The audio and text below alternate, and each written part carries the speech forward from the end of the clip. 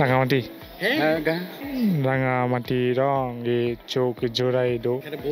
বন্ধু হয়েছে, হ্যাঁ। কে ভালো বন্ধু সবচেয়ে?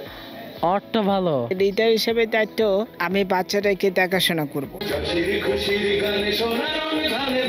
অটিজম ও বিশেষ চাহিদা সম্পন্ন শিশুদের প্রতিভা বিকাশে disability empowerment for sustainable impact দেশি এক আনন্দঘন সাংস্কৃতিক অনুষ্ঠানের আয়োজন করে।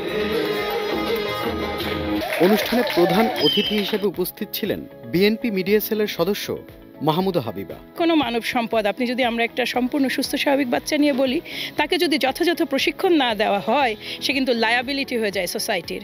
আর এই বাচ্চাগুলো খুব অল্পেই ট্রেন হলে অ্যাটলিস্ট এদের মধ্যে অনেকেরই সুযোগ আছে পুনর্বাসিত হওয়ার, চাকরিতে বা একটা মিনিমাম আর্নিং হয়তো তাকে জীবন ধারণের সুযোগ দেয় না, কিন্তু তার সেলফ রেসপেক্টটা ডেভেলপ করে, যেটা অত্যন্ত জরুরি। এই জায়গাটাই দেশি একটা অসাধারণ কাজ করছে। শেকড় থেকে শিখরে।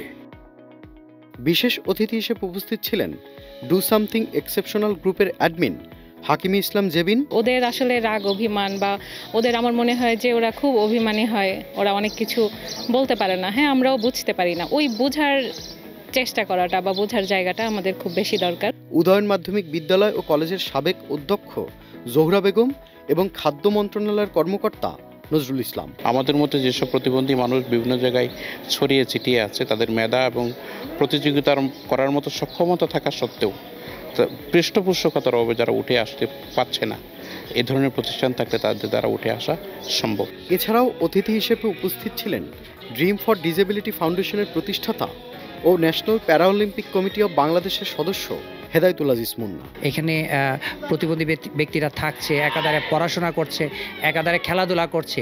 এই যে একটি প্রাণবন্ত একটা পরিবেশ, এই যে আমাদের একটি স্বর্গরাজ্য, এই জিনিসটা আমি বাংলাদেশের প্রতিটি অঞ্চলে ছড়িয়ে দিতে চাই। এবং অনুষ্ঠানে সভাপতিত্ব করেন দেশের প্রতিষ্ঠাতা এবং ন্যাশনাল প্যারালিম্পিক কমিটির মহাসচিব ডক্টর মারুফ আহমেদ মৃদুল। করোনা পিরিয়ডে যখন নাকি বদ্ধ ঘরে সবাই আমাদের স্পেশাল বাচ্চারা যাদের অটিজম আছে, যারা ডাউন সিনড্রোম বা যারা বুদ্ধি প্রতিবন্ধী বা অন্যান্য ডিসেবিলিটি যারা আছে, বিশেষ করে যারা এডিএইচডি বা হাইপার অ্যাক্টিভিটি আছে, যাদের ওষুধ দিয়ে বা সিডাকটিভ দিয়েও যাদেরকে রাখতে লাগে, ওদেরকে বাসায় বদ্ধ করে রাখা যাচ্ছিল না। ওই কনসেপ্টটা থেকে আমি চিন্তা করলাম যে আমাদের একটা আবাসিক প্রোগ্রাম দরকার। 2021 সালের অক্টোবরের 1 তারিখে আমি শুরু করলাম আমাদের প্রতিষ্ঠান। এ সময় আরও উপস্থিত ছিলেন দেশের এমডি ও ট্রেজারার সহ অন্যান্য কর্মকর্তা ও পরিচালকগণ। এ সময় বক্তারা বলেন, প্রতিবন্ধী শিশুরাও সমাজের সমান অংশীদার। তাদের প্রতিভা বিকাশে আমরা পরিবার ও সমাজকে সঙ্গে নিয়ে কাজ করছি। দেশি করোনা পরবর্তী সময় থেকে বিশেষ চাহিদা সম্পন্ন শিশুদের জন্য শিক্ষা, আবাসন, ভোকেশনাল ট্রেনিং, খেলাধুলা, সাংস্কৃতিক চর্চা সহ শারীরিক উন্নয়নে থাপি সেবা প্রদান করে আসছে। রাঙামাটি রং এ চোখ জোড়াই দো। বন্ধু হয়েছে, হ্যাঁ। কে ভালো বন্ধু সবচেয়ে? অর্থ ভালো। লিডার হিসেবে দায়িত্ব যে আমি বাচ্চাটাকে দেখাশোনা করব। ধরনের জায়গায় যেটা হয় যে ফুল সাপোর্টটা এই প্রতিষ্ঠানগুলো দিয়ে যায়, এক্ষেত্রে বাবা মার অনেক স্ট্রেস দূর হয়ে যায়। আর আয়োজনে অতিথি ও অভিভাবকেরা সমাজের প্রতিবন্ধী শিশুদের সকল ক্ষেত্রে অন্তর্ভুক্তি ও অধিকারের বিষয়েও গুরুত্ব আরোপ করেন। Tanfir Limon, channel I.